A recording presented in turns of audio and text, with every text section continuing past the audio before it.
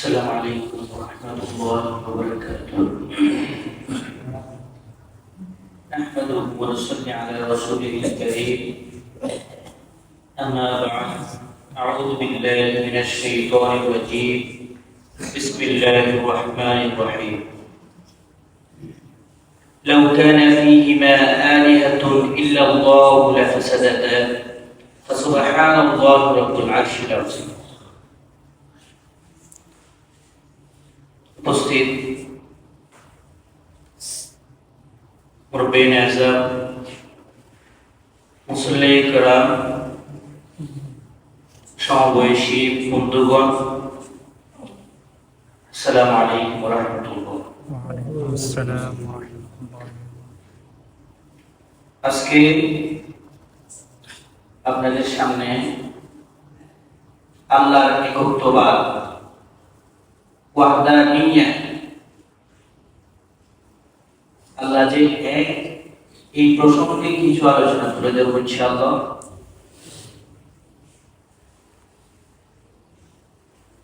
ওয়াহদানিয়াত শব্দের উৎপত্তি স্থল হচ্ছে ওয়াহিদ। ওয়াহিদ শব্দের অর্থ হচ্ছে এক। তাওহীদ, ওয়াহিদ থেকে তাওহীদ, তাওহীদ থেকে ওয়াহদানিয়াত। তো আমরা আমাদের দেশ, পার্শ্ববর্তী দেশ, সমগ্র পৃথিবীতে কোটি কোটি 700 কোটিরও বেশি মানুষ রয়েছে। এই মানুষগুলো কারো কারো চেহারা মোটামুটি মিল থাকলেও হয়তো বা কণ্ঠের মিল নেই, কণ্ঠের মিল থাকলে চোখের মিল নেই, আবার কারো নাকের মিল থাকলে কানের মিল নেই। এটা হচ্ছে আল্লাহর সৃষ্টির বিশালতা। এটা এমন এক সৃষ্টি করতে দ্বারা সম্ভব যার কোন ধরনের তুলনা, কোন ধরনের উপমা, কোন ধরনের উদাহরণ সম্ভব না। আল্লাহ একত্ববাদ নিয়ে যখন ইহুদি নাসারা, কাফের মুশরিকরা মুহাম্মদ রাসূলুল্লাহ সাল্লাল্লাহু আলাইহি ওয়াসাল্লামকে প্রশ্ন করছিলেন, হে মুহাম্মদ সাল্লাল্লাহু আলাইহি ওয়াসাল্লাম বলেন, তোমার রব কয়জন? তোমার রবের উৎপত্তি কি? তখন মুহাম্মদ রাসূলুল্লাহ সাল্লাল্লাহু আলাইহি ওয়াসাল্লাম তো নিজ থেকে কোনো কথা বলেননি। ওয়ালাউ তাকাওয়াল আলাইনা বা'দাল আকাওয়িল, মানে আল্লাহ যা বলতে বলেছেন তিনি তাই বলেছেন। রাসূল সাল্লাল্লাহু আলাইহি ওয়াসাল্লাম হচ্ছে আল্লাহর মেসেঞ্জার। মেসেঞ্জার শব্দের অর্থ হচ্ছে বার্তা সংগ্রহ করে সমগ্র পৃথিবীতে ছড়িয়ে দেওয়ার মানে হচ্ছে মেসেঞ্জার, বার্তাবাহক, নবী, রাসূল। এরা হচ্ছে আল্লাহর বার্তা আল্লাহ থেকে সংগ্রহ করে মানুষের কাছে কি বলেছেন পৌঁছিয়ে দিয়েছেন। সেজন্য মুহাম্মদ হচ্ছে আল্লাহ বার্তাবাহক এবং আব্দুল্লাহ আল্লাহর বান্দা। যখন ইহুদি নাসারা তথা মুশরিকরা যখন মুহাম্মদ রাসূলুল্লাহ সাল্লাল্লাহু আলাইহি ওয়াসাল্লামকে জিজ্ঞেস করছিলেন তোমার রবের ব্যাপারে আমাদেরকে জানাও, তখন আল্লাহ পাক রব্বুল আলামিন কোরআনের অত্যন্ত সুমধুর, সংক্ষিপ্ত এবং বিস্তৃত একটা সূরা আল্লাহ পাক রব্বুল আলামিন আল্লাহর অস্তিত্ব প্রমাণ করার জন্য, ঘোষণা দেওয়ার জন্য নাযিল করেছেন। সেই সূরার নাম কি? সূরাতুল ইখলাস। সূরাতুল ইখলাস নাযিলের প্রেক্ষাপট হচ্ছে যখন আল্লাহর নবী আল্লাহর বাণী মানুষের কাছে পৌঁছাচ্ছেন, তখন ইহুদি খ্রিস্টানরা, ইহুদি নাসারারা, কাফের মুশরিকরা আল্লাহর নবীকে জিজ্ঞেস করলে আল্লাহ পাক রব্বুল আলামিন সূরা ইখলাস নাযিল করেছেন। তো গত জুমার আগের জুমায় আমি সূরা ফাতিহা আপনাদের সামনে তুলে ধরার চেষ্টা করেছি। হয়তো আপনাদের কাছে যদি আল্লাহর কালামের গুরুত্ব থেকে থাকে তাহলে হয়তো আপনারা সূরা ফাতিহা চর্চা করেছেন। আমার মনে হয় চর্চা না করলেও কোনো অসুবিধা নেই, করলেও কোনো অসুবিধা নেই। কারণ আল্লাহ পাক রব্বুল আলামিন আজকে বলবো আমি সূরা ইখলাস, সূরা ইখলাস আপনাদের সামনে তুলে ধরবো। আপনারা চেষ্টা করবেন এই সূরা ইখলাস আপনারা জানলে আরো জানার জন্য, না জানলে জানবেন। কাফির মুশরিকদের জবাবে আল্লাহ পাক রব্বুল আলামিন বলেন বিসমিল্লাহির রহমানির রহিম কুল হুয়াল্লাহু আহাদ আল্লাহুস সামাদ লাম ইয়ালিদ ওয়া লাম ইউলাদ ওয়া লাম ইয়াকুল লাহু কুফুওয়ান আহাদ। হে নবী আপনি বলে দিন কুল হুয়াল্লাহু আহাদ, তিনি আল্লাহ এক। কয়জন? এক। আল্লাহ কয়জন? একজন। আল্লাহ নিজেই বলতেছেন আল্লাহ কয়জন।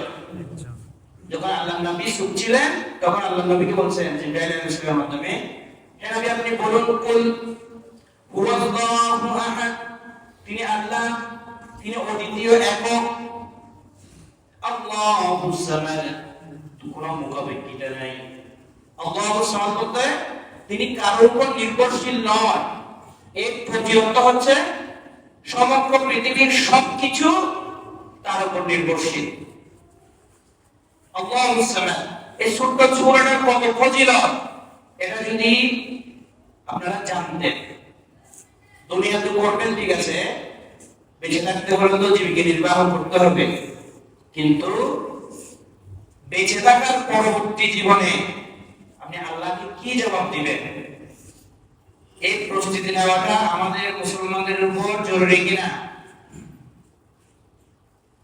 নাকি চাষ করতে গিয়ে আমি একটু এক বিঘত বেশি নিলাম, এক হাত বেশি নিলাম, কারো সীমা ধাক্কা দিয়ে বেশি করে ফেললাম, এটা আপনি মরার পরে আপনার শরীরের পরিমাণ যে অংশটুকু সচরাচর 3.5 হাত, এর বাইরে কোনো কারোর সুযোগ আছে? আবার কেউ যদি সমুদ্রে যায়, সমুদ্রে যদি কেউ ফিরতে না পারে এই 3.5 হাতে সুযোগও থাকবে না। তা আমাদের কি করণীয়? আমাদের মৃত্যুর পরে যে সময়টুকু আসবে এই সময়ের জন্য প্রস্তুতি নিতে হবে কিনা? এখন তো আমাদের অনেকের এমন বয়স হয়েছে পবিত্র পরিপূর্ণ কোরআন জানা বোঝা অনেকটাই অসম্ভব, ঠিক আছে কিনা? এখন আমাদের দৈনন্দিন জীবনে কিছু সূরা আছে যেগুলো নামাজের জন্য জরুরি। গতবার সূরা ফাতিহা তেলাওয়াত করেছিলাম, আজকে সূরা ইখলাস। ইখলাস শব্দের অর্থ হচ্ছে খুলুসিয়া, একাকিত্ব মনে আল্লাহর একত্ববাদকে স্বীকার করার নাম হচ্ছে কি? ইখলাস। ওয়াহদানিয়া, ওয়াহিদ। কুল হুয়াল্লাহু আহাদ আল্লাহুস সামাদ, তিনি কারোর উপর নির্ভরশীল নয়। এই পরবর্তী আয়াত কি? লাম ইয়ালিদ ওয়া লাম ইউলাদ, লাম ইয়ালিদ, তিনি কাউকে কি করেন নাই? জন্মদান করেন নাই। কাউকে যদি জন্মদান করতেন, কারো যদি পিতা হতেন, আল্লাহ তো আমাদের মতো হয়ে যেত। আল্লাহ আমাদের মতো না, আমাদের কারোর মতোই না। আল্লাহ সবকিছু আলাদা, যেটার কোনো কম্পেয়ার, তুলনা, উদাহরণ কোনো কিছুই সম্ভব না, সম্ভব হবেও না। তিনি কাউকে জন্ম দেন নাই, ওয়ালা ইউলাদ, তাকে আল্লাহকে কেউ কি? আল্লাহ কারো বাবা নয়, আবার আল্লাহরও কি না কোনো বাবা নেই। আল্লাহ আল্লাহর মতো। আল্লাহ কার মতো? আল্লাহর মতো। এটা যদি এখানে কথা হচ্ছে আল্লাহ আমার আল্লাহর মতো, এটা আমি আপনাকে আমি না, পৃথিবীর কোন মুফাসসির, কোন ব্যক্তি, কোন গৌস, কোন কুতুব আল্লাহর প্রশংসা করতে পারবে, কিন্তু আল্লাহ কি রকম এটা কাউকে বুঝিয়ে উঠতে পারবে না। সেজন্য আল্লাহ পাক রব্বুল আলামিন সবসময় বলেছেন এই কোরআন হুদাল লিল মুত্তাকিন। প্রথম কথা হচ্ছে আপনাকে তাকওয়াবান। তাকওয়াবান বলতে আল্লাহকে ভয় করতে হবে। তাহলে আপনি আপনার জন্য কি অদৃশ্য বিভিন্ন কিছু আপনি দেখেন নাই, জানেন নাই, কিন্তু আপনি বিশ্বাস করেছেন। আমরা নবী আল্লাহর নবীকে দেখেছি, মুহাম্মদ রাসূলুল্লাহ সাল্লাল্লাহু আলাইহি ওয়াসাল্লামকে দেখেছি, আল্লাহকে দেখেছি। এই না দেখে ঈমান আনার নাম হচ্ছে তাকওয়া। আল্লাহ পাক রব্বুল আলামিন আমার সাথে পড়েন, কুল হুয়াল্লাহু আহাদ আল্লাহুস সামাদ লাম ইয়ালিদ ওয়া লাম ইউলাদ ওয়া লাম ইয়াকুল লাহু কুফুয়ান আহাদ। কি সুন্দর এই সূরা ইখলাস। এই অর্থ পড়ে যদি আপনি সূরা ফাতিহার সাথে যদি এই তিন চারটা সূরা চার রাকাতের উপরে তো কোনো কি নাই, রাকাত আছে, আপনি শুধু যদি না পারেন সহি শুদ্ধভাবে সূরা ফাতিহার সাথে সর্বনিম্ন চারটা সূরা শুদ্ধভাবে মুখস্থ করবেন অর্থ সহ, তাহলে নামাজের মধ্যে আপনার ফরজিয়ত আসবে কিনা। যখন আপনি দেখবেন এই কথাও আল্লাহর সাথে বলতেছি, আল্লাহ ওয়াহদানিয়াত একত্ববাদ আমি স্বীকার করছি, কুল হুয়াল্লাহু আহাদ আল্লাহুস সামাদ লাম ইয়ালিদ ওয়া লাম ইউলাদ ওয়া লাম ইয়াকুল লাহু কুফুয়ান আহাদ। তার সমকক্ষ কাছাকাছি উপরে নিচে কেউ নাই। আল্লাহর ওয়াহদানিয়াত।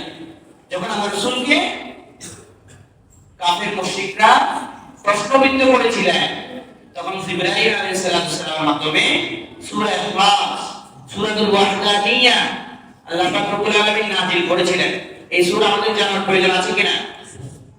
এখন সামনে রমজান আসছে, আমরা তো অনেকেই কোরআন তেলাওয়াত শুদ্ধ পড়তে পারি না। কি করব, করণীয় কি? আল্লাহর রাসূল সাল্লাল্লাহু আলাইহি ওয়াসাল্লাম সহজ করে দিয়েছেন যে সূরা পাঠ করলে, একদিন রাসূল সাল্লাল্লাহু আলাইহি ওয়াসাল্লাম আয়েশা রাদিয়াল্লাহু তাআলা থেকে বর্ণিত, রাসূল সাল্লাল্লাহু আলাইহি ওয়াসাল্লাম ঘোষণা দিচ্ছেন, আমি তোমাদেরকে কোরআন শরীফের 1/3 কি করব, তেলাওয়াত করব। এত অল্প সময়ে কিভাবে রাসূল সাল্লাল্লাহু আলাইহি ওয়াসাল্লাম কোরআন শরীফের 3 ভাগের 1 ভাগ তেলাওয়াত করবে? তখন সাহাবীরা রাসূল সাল্লাল্লাহু আলাইহি ওয়াসাল্লাম জিজ্ঞেস করলেন, ইয়া রাসূলুল্লাহ, আপনি আমাদেরকে সহজভাবে বুঝিয়ে দেন।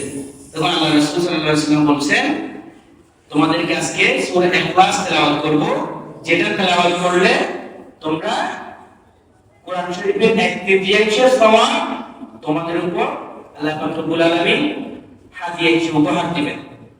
তখন সবাই বলেন, আমার সাথে তেলাওয়াত করেন, বিসমিল্লাহির রাহমানির রহিম, কুল হুয়াল্লাহু আহাদ আল্লাহুস সামাদ লাম ইয়ালিদ ওয়া লাম ইউলাদ ওয়া লাম ইয়াকুল লাহু কুফুয়ান আহাদ।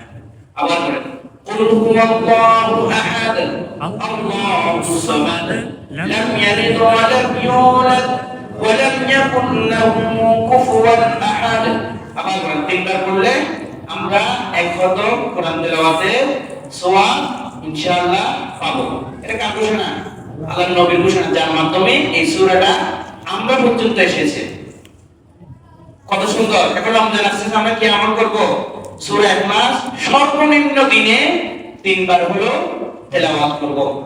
2 বার পড়েছি, আবার পড়েন, বিসমিল্লাহির রাহমানির রহিম, কুল হুয়াল্লাহু আহাদ আল্লাহুস সামাদ লাম ইয়ালিদ ওয়া লাম ইউলাদ ওয়া লাম ইয়াকুল লাহু কুফুয়ান আহাদ। কি সুন্দর! সূরা ফাতিহা পড়ে যদি আপনি এই সূরা তেলাওয়াত করেন, সূরা ফাতিহা আরেকদিন সূরা ফাতিহা আয়াতে যে নামাজে আল্লাহ পাক রব্বুল আলামিন জবাব দেন, ওটা আরেকদিন তুলে দেব ইনশাআল্লাহ সময় পেলে। সূরা ইখলাস এগুলো হচ্ছে আল্লাহর সাথে কথা বলা, একদম কথা বলা।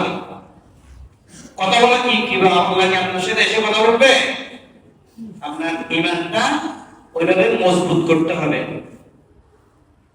আল্লাহ তো আপনার সাথে এসে কথা বলবেন না সরাসরি, শুধু হযরত মুসা আলাইহিস সালাম, মুসা কালিমুল্লাহ, আল্লাহর সাথে সরাসরি কথা বলতে পারতেন, যখন চাইতো তখনই পারতেন।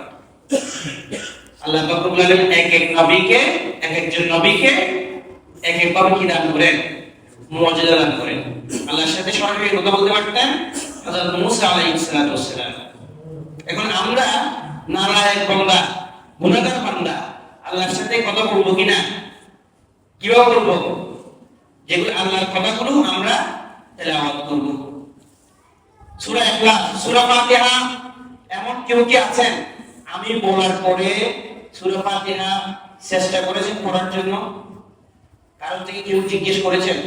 না করলে অসুবিধা নাই, এখানে আমার সব আমি পাচ্ছি, কিন্তু আপনারা তেলাওয়াত করলে জানলে আপনারটা আপনি পাবেন। কালকে একজন আমাদের প্রতিবেশী দুনিয়া থেকে বিদায় নিয়েছেন, খুব ভালো লোক ছিলেন, নিয়েছেন না? উনি চাইলে কিছু করতে পারবে? এখন সম্ভব? সূরা ইখলাস তেলাওয়াত করতে পারবে? সূরা ফাতিহা তেলাওয়াত করতে পারবে? তো আমরা বুঝে কেন তেলাওয়াত করব না? সূরা ফাতিহা পাশাপাশি সূরা ইখলাস অর্থ সহ আমরা সবাই কি করব? শিখবো, জানবো ইনশাআল্লাহ। চেষ্টা করবো কিনা?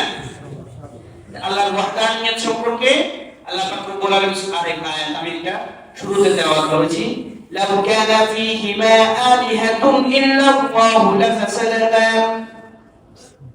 যদি এই পৃথিবীতে, এই আসমান এবং জমিনে আল্লাহ ছাড়া যদি অন্য কোনো ইলাহ থাকতো তাহলে কি হয়ে যেত? ধ্বংস হয়ে যেত। ফীহিমা আলিহাতুন মানে ফীহিমা বলতে আসমান এবং জমিন, সবখানে লাফাসাদাতা কি হয়ে যেত? ধ্বংস হয়ে যেত। বিশৃঙ্খলা সৃষ্টি হয়ে যেত, যেমন আমি বাদ সৃষ্টি হয়ে যেত। আল্লাহ কয়জন? একজন। এটা আল্লাহ নিজেই বলছেন, আল্লাহ ঘোষণা দিচ্ছেন, লাউ কানা ফীহিমা আলিহাতুন ইল্লাল্লাহু লাফাসাদাতা ফাসুবহানাল্লাহি রাব্বুল আরশিল আযীম।